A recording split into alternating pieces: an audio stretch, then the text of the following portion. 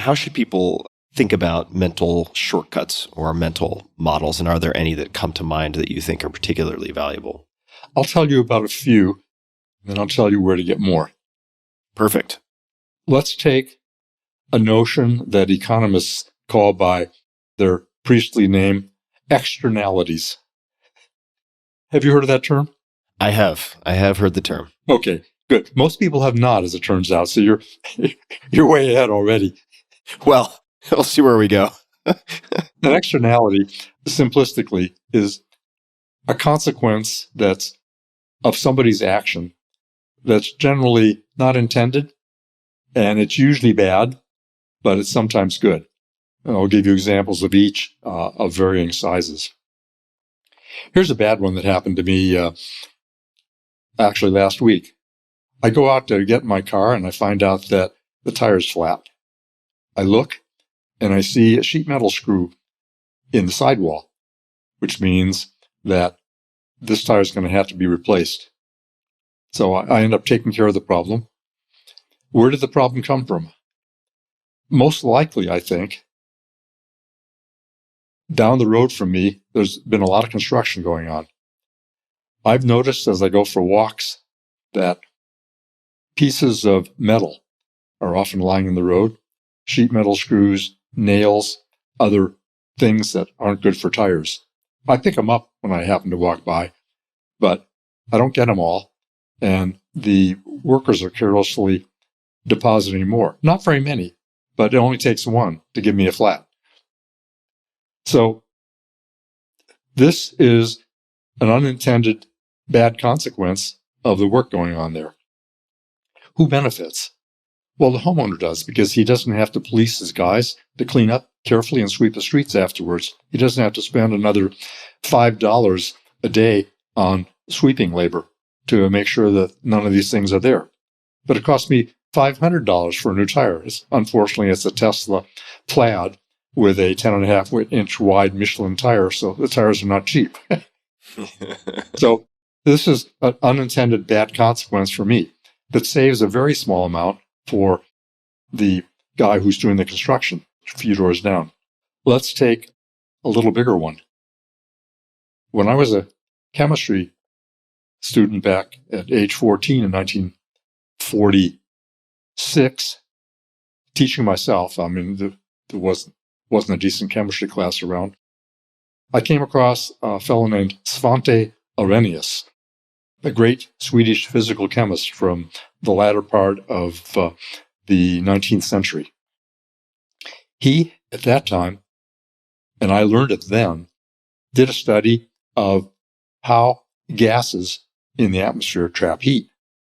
And he explained how much the heat trapping power was of various gases, including carbon dioxide. And he explained very clearly how much carbon dioxide would contribute to global warming as it increased. So this was known way back then. And I knew it as a 14-year-old. And the mechanism is obvious. You can sit behind a plate glass window when the sun is shining and feel everything heat up around you, the greenhouse effect. So it's simple, it's obvious, it's got plenty of science behind it. What do people do now? Well, they create a negative externality by polluting. People drive around in cars and dump CO2 into the atmosphere, and each individual is convenienced by being able to drive around in his car. But he contributes to a global problem, a problem that won't come back perhaps to haunt him if he doesn't live long enough, or may be gradual, so gradual that he doesn't notice it. But everybody together is busy contributing this major externality to the world, which leads to a second little mental model. It's called the tragedy of the commons. That's a pretty famous thing by a guy named Garrett Hardin. And the simple example is you've got a village with a little green in the middle, and it's got a lot of grass growing. And only a few people live in the village. So one guy has sheep, and he lets his sheep graze on the green, and there's plenty of grass, so that's not a problem. A few more people move in, they get some sheep, they turn them loose on the green. Pretty soon, there are too many sheep for the green, and it's all eaten up.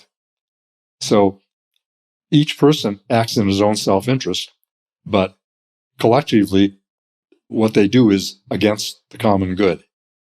So that's another little mental model or idea. So there are a whole collection of these things that are out there that are very valuable for thinking purposes. One collection is there's a 50 item collection that came out under INC period on the internet from Elon Musk. And it's quite good. There's also Charlie Munger's book. Poor Charlie's Almanac. Yeah, which has a lot of these things embedded in it.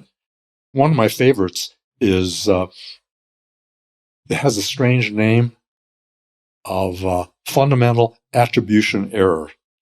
And I didn't like the name. I said, Charlie, why are you calling it fundamental attribution error?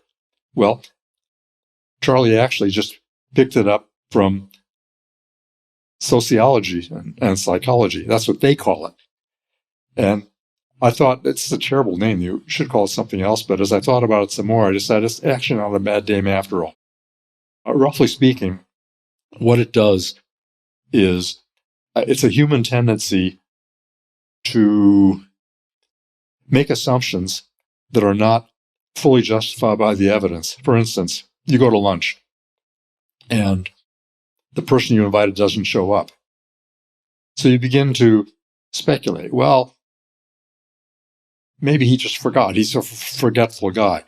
Or maybe since we had a little quarrel 2 weeks ago, maybe that was it. Maybe he's just mad and he's going to show me or something of that sort. You start making up stuff to try to explain it, but you don't have the evidence for it.